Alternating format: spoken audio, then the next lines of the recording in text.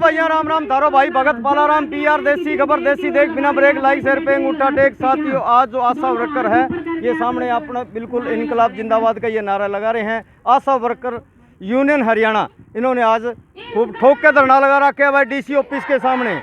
DC office के सामने cameraman सोचो आगे आ जाए भाई। ये देखो मेरे हिसाब में कम से कम 500 की तादाद के अंदर जो लेडीज बैठी हैं और ये पूरा धरना ठोक के लगा रखा है भाई इन्होंने। DC ऑफिस के बाहरली साइड के अंदर खड़े हैं साथियों आशा वर्कर यूनियन हरियाणा। और ये इकट्ठे होके और इन्होंने बात कराएंगे पूरी भी आपकी क्या मांग है, क्या कहानी है पूरी। रोको जी रोको। हाँ जी क्या मांग है जी आपके पूरे प्रशासन तक क्या कहना चाहोगे? इसको बंद करो एक बार। सर हमारी मांग है, हमारे काम बहुत सारे हैं, हम न्यूनतम वेतन मांग रहे हैं। हम सरकार हमारे को 4,000 रुपये दे रही है। 4,000 से हमारा गुजारा नहीं चलता। ड्यूटी है जो हमारे से 24 घंटे करवाई जाती है और दे रहे हैं हमें 4,000। और अब हमारी बात नहीं सुन रहे। हमें 20 दिन हो गए धरने पे बैठे हैं हम और बात सुन नहीं रहे वो हमारी। ये धरना कब तक चलेगा जी आपका? क्या प्रशासन क्यों नहीं सुन रहे आपकी?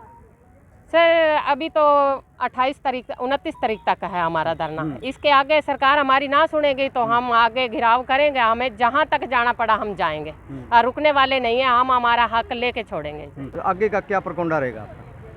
सर 28 तारीख है हमारी। हम घिराव कर रहे हैं विधानसभा का।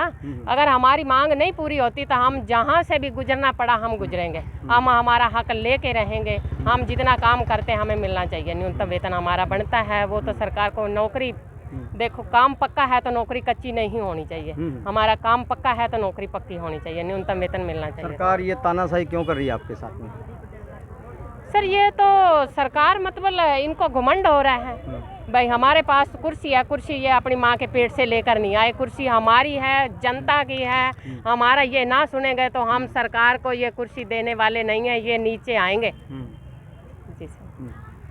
हाँ बहन जी आप क्या कहना चाहोगे? मेरा नाम सुलोचना आशा वर्कर सिरसा जिला की हूँ।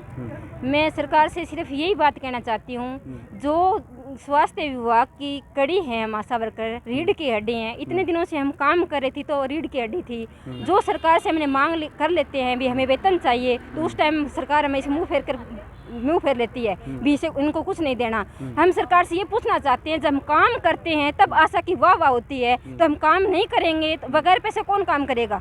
हमारी जेब में कुछ है ही नहीं, हम काम कैसे करेंगे? समाज सेवा कर ली हमने 16 साल बहुत की है। अब हम समाज सेवा का नहीं कर सकते। बार बार यही कह रहे हैं महंगाई बहुत ज़्यादा बढ़ रही है और अब सरकार आंख क्यों मिच रही है? शिशु मृत्यु डेली हो रही है। हमारे सिरसा में डेथ बहुत ज़्यादा हुई है। होम डिलीवरियाँ बहुत हो रही है। प्रशासन का इस पर कोई ध्यान नहीं है। हमें इस चीज़ का दुख है कि हम जो एरिया में काम करते हैं उस एरिया में शिशु मृत्यु हो रही है। हम एक साल तक उन बच्चों को उन माँ को इतना अपने बच्चों को नहीं पालते इतने उन बच्चों को माँ को पालते हैं। वो बच्चों की होम डिलीवरियाँ हो रही है, माँ की होम डिलीवरी हो रही है, बच्चों की शिशु मृत्यु हो रही है। सरकार क्यों आंख मिच कर बैठी इस चीज़ पर? सरकार से यही वादा करते हैं हम भी जब तक हमारी मांगे पूरी नहीं की जाएगी विधानसभा का घेराव करेंगे 28 तारीख को। उसके बाद भी हमारी कोई मांगे नहीं होगी तो हम वही हड़ताल पर बैठेंगे जब तक आके कोई भी हमारा किसी भी बात का अगर कोई सोल्यूशन नहीं निकला तो हम यहीं बैठे रहेंगे। सरकार से यही बात है, एक बार ये विनती कर रही हूँ हमारे मंडल को बुलाया जाए और उनसे बात की जाए और उनसे जो भी बात रखी जाए वो बैठ के बात की जाए। लड़ाई करने से झगड़ा करने से सड़कों पर आने से सरकार को कोई फर्क पड़ने वाली बात नहीं है। अब सरकार इसी चीज़ को भी नहीं सोच रही है। अभी बच्चे शिशु मृत्यु और माँ मृत्यु हो रही है, इसको क्यों नहीं संभाल रही सरकार? चलो आशा का कुछ करो या ना करो उसका तो जरूर देखो। कोई जो ड्यूटी पर बैठा है CHO बैठी है, NM बैठी है, उनकी ड्यूटियाँ क्यों नहीं लगा रहे?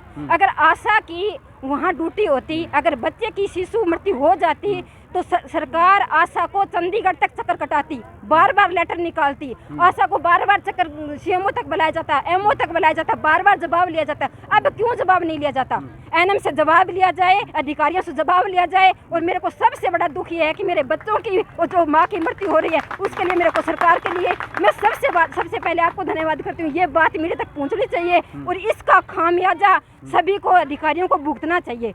ये सजा मिलनी चाहिए। इसका सबसे बड़ा दुख है मेरी नौकरी जाए या ना जाए, मेरे को कुछ मिले या नहीं मिले, जो बच्चों की शिशु की मृत्यु हो रही है, माँ का जो स्वास्थ्य पर प्रभाव पड़ रहा है उसकी अगर गौर नहीं हुई तो हम सहन नहीं करेंगे आशा वर्कर। क्यों जो काम हमने किया है 16 साल तक वो काम आज बिगड़ रहा है सरकार की वजह से। सरकार की वजह से ये काम बिगड़ रहा है, क्यों नहीं सुन रही सरकार इस चीज़ के बारे में। मैं इसी के क्रोध है सभी आशा वर्कर को, ये सबसे ज़्यादा क्रोध है। एक तो सरकार सुन नहीं रही, ऊपर से होम डिलीवरी को संभाल नहीं रही। धन्यवाद भैया।